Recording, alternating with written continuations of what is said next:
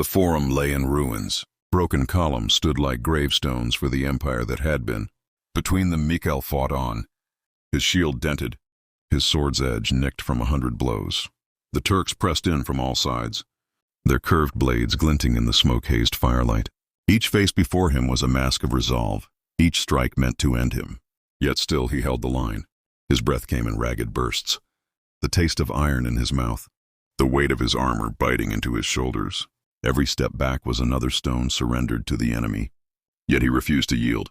They came in a wave, shields up, voices raised in a roar that drowned the cries of the wounded. Mikhail braced, feeling the shudder of impact as steel met wood, the jar of bone as his sword arm absorbed the force. His shield splintered under the relentless blows, but he struck back with precision.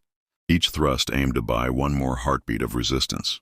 Blood streaked the marble beneath his boots, mingling friend and foe alike.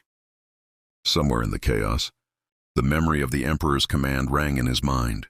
Hold, no matter the cost. And so he did. A shadow fell across him, too close. He turned, but not fast enough. A mace came down like a thunderbolt, slamming into his shoulder. Pain exploded through his arm, his sword almost slipping from his grasp. He staggered, teeth clenched, refusing to cry out. The world narrowed to a blur of motion, enemy faces, the flash of steel, the roar in his ears. He forced himself upright, ignoring the searing agony, swinging his blade once more. But the circle was closing, and his strength was waning. Hands seized him from behind, wrenching his arms. He was driven to one knee, the shock of the stone floor jarring up his spine. Blood trickled down his temple, blurring one eye. Swords hovered at his throat, their cold edges a silent promise. Around him boots shuffled, the victors breathing hard, their shadows falling across his bowed frame.